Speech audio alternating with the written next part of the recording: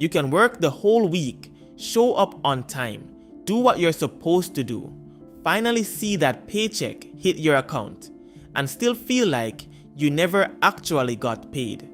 For a few hours, it feels good. You look at the number, and for a moment, life feels lighter. Then the money starts leaving. Rent takes its part.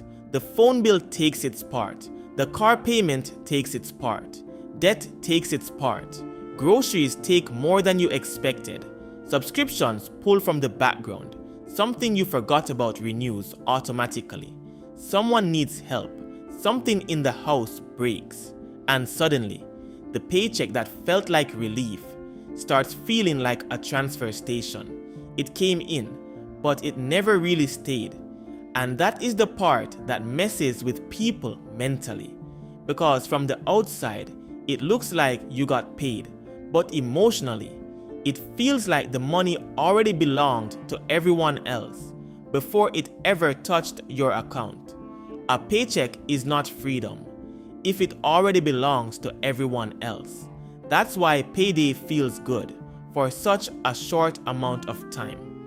Not because you're ungrateful, not because you don't work hard, not because you're careless, but because most of your money has already been assigned a job before you even get a chance to decide what your life needs. And when that happens long enough, you stop seeing a paycheck as progress. You start seeing it as a brief pause between financial pressure. This is where money gets confusing, because you can be responsible and still feel trapped. You can pay your bills and still feel behind. You can avoid huge mistakes and still feel like your money disappears every time it arrives. And the frustrating part is, nothing looks dramatic. There is no one giant decision you can point to and say, that's where everything went wrong. It happens quietly. A few dollars here, a bill there, a small upgrade because you've been stressed, a delivery order because you're exhausted, a subscription you forgot to cancel, a credit card payment that feels normal now, a grocery run that somehow costs more than it did last year. None of it feels dangerous in the moment, but together, it creates a life where your paycheck is constantly being pulled apart before it can become anything bigger. You get paid on Friday, and for a few hours, your mind starts making plans. Maybe this is the week you finally save something. Maybe this is the week you catch up. Maybe this is the week you stop feeling like you're always one step behind. Then reality walks in. Rent doesn't ask how your week went.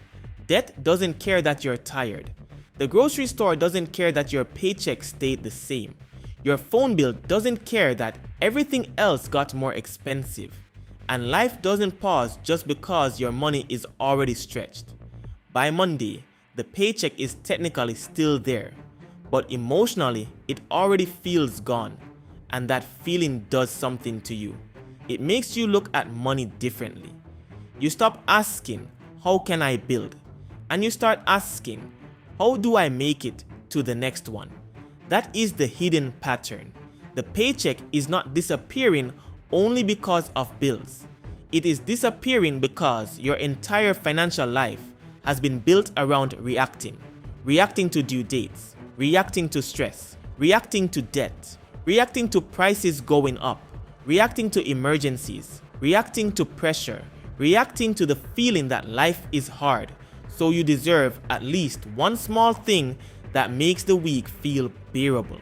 And that small thing is where people get misunderstood, because it is easy to look at someone's spending and judge the purchase. But most people are not just buying the item, they are buying a moment, a break, a little control, a small reward for surviving another week.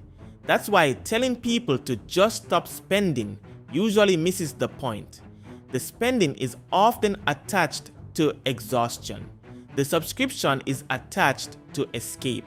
The food delivery is attached to having no energy left. The weekend purchase is attached to wanting proof that work is actually giving you something. And this is how money starts leaking. Not because you don't care about your future, but because your present keeps demanding payment. Stress takes some, convenience takes some, comparison takes some, debt takes some, lifestyle pressure takes some, and by the time your goals show up, there is barely anything left for them. This is why making more money does not always fix the pressure, because if every raise gets absorbed by a bigger bill, a nicer habit, a higher payment, or a lifestyle upgrade, the paycheck grows. But the breathing room does not. You earn more, but the money still moves the same way. In, out, in, out, in, out. And after a while, you start wondering why nothing feels different. That is the quiet trap. The number can change, while the pattern stays exactly the same. More income can make life feel better for a moment. But if the money still has no protection, no direction, and no space to stay, it will disappear at a higher level. That's why some people make more money than they ever have and still feel financially fragile. Because the issue is not only income, the issue is ownership. Do you actually own your paycheck? Or does it arrive already divided between rent, debt, bills, pressure, convenience, and emotional survival? That question matters because the real cost is not just what left your account. The real cost is what never got the chance to exist. The savings that never started. The emergency fund that never grew. The investing account that kept getting delayed. The debt that never got attacked. The peace of mind that never had enough money behind it. The future version of you who keeps having to begin again. Because every paycheck gets used up before it can become stability. That is the part most people don't calculate. They only see the money that was spent. They don't see the options that disappeared with it. Every dollar that leaves without direction is not just gone. It may have been protection. It may have been freedom. It may have been the beginning of momentum. It may have been the reason an emergency did not turn into panic. It may have been the first brick in a life that didn't break so easily. But when every paycheck is consumed by the current version of your life, the future version of you keeps getting left with nothing to work with, and that creates a painful cycle. You need money to build stability, but because you don't have stability, every problem becomes expensive. A flat tire becomes debt. A medical bill becomes stress. A late fee becomes normal. A family emergency becomes another reset. A bad week becomes another charge on the card. And once debt enters the picture, the paycheck gets even smaller before you touch it. Now, part of your future income is paying for past pressure. That is what debt does emotionally.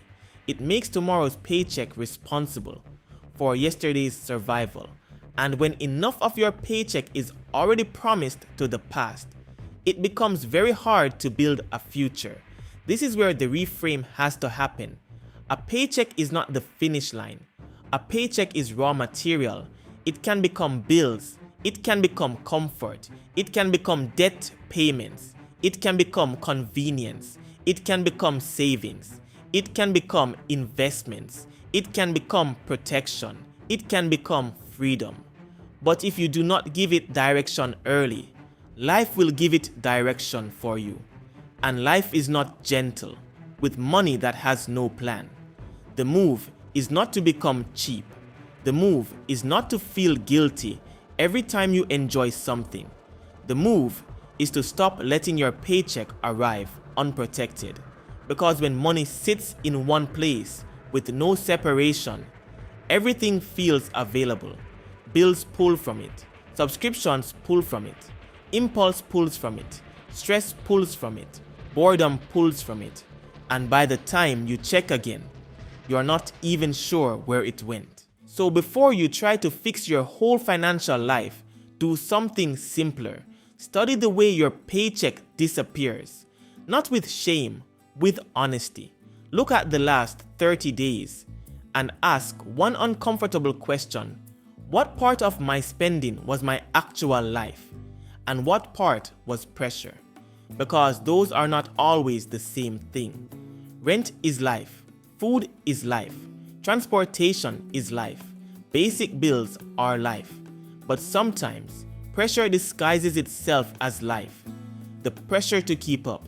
The pressure to look like you are doing better. The pressure to reward yourself because work drains you. The pressure to make a hard week feel softer. The pressure to avoid feeling behind. That question will show you more than a normal budget ever could. Because once you can see the emotional reason money is leaving, you can start interrupting the pattern. Then separate your money before the week touches it, not after. Not when you see what's left. Because for most people, nothing is left. The end of the month is where good intentions go to die. So move something first, even if it is small. Savings first, investing first, debt attack first, emergency fund first. Not because the amount will change your life overnight, but because the habit changes who gets paid first. For once, your future gets a piece before the world takes the rest. That matters, because money that is separated has a chance to survive. Money that stays mixed in with everything else usually gets absorbed. Then look at the quiet charges, the ones that do not ask permission anymore. Subscriptions, apps, memberships, automatic renewals, small monthly payments that feel harmless because they do not hurt all at once. One subscription may not break you, but 10 small leaks can make the paycheck feel smaller before you even spend intentionally. Canceling what you do not use is not about being cheap. It is about taking your paycheck back from things that are silently renting space in your life. Then deal with lifestyle pressure carefully. This is one of the hardest parts, because when you work hard, you want your life to feel like it is improving. That is normal, but progress becomes dangerous when every improvement becomes a new monthly obligation. A nicer car, a more expensive apartment, more takeout, more subscriptions, more "I deserve these" purchases, more things that feel like rewards at first, then turn into expectations. And once comfort becomes a bill, it stops feeling like a reward. It becomes another mouth your paycheck has to feed. So upgrade slowly. Let your foundation catch up before your lifestyle expands. Build the gap first. The gap between what comes in and what goes out. That gap is where freedom starts. Not in the paycheck itself, in the money that survives the paycheck. That is the money that gives you choices. That is the money that makes emergencies less terrifying. That is the money that lets you invest. That is the money that lets you say no. That is the money that turns work from survival into leverage. And the goal is not to hoard every dollar. The goal is to stop letting every dollar pass through your life without a job. Some dollars are for bills. Some dollars are for enjoying life. Some dollars are for helping people you care about. Some dollars are for protection. Some dollars are for building something your future self can stand on. But when every dollar is treated the same, every dollar becomes easy to lose. This is the identity shift. You are not trying to become cheap. You are trying to become harder to financially shake. You are trying to build a life where one unexpected bill does not destroy your whole month. Where payday feels like progress, not temporary relief. Where money does not just arrive and vanish. Where your paycheck does not already belong to everyone else. And that starts when you stop measuring your money by how much comes in and start measuring it by how much stays long enough to change your position. Because a paycheck can make you feel paid, but only the money you keep, direct, protect, and grow can make you feel ahead. You do not need to fix everything overnight, but you do need to notice the pattern. because the money habit that feels normal today can quietly become the reason your future keeps starting over. And once you see the leak, you can stop calling it life. If this made you look at money differently, subscribe to Fiscal Sense, because the goal is not to look rich. The goal is to stop being financially easy to break.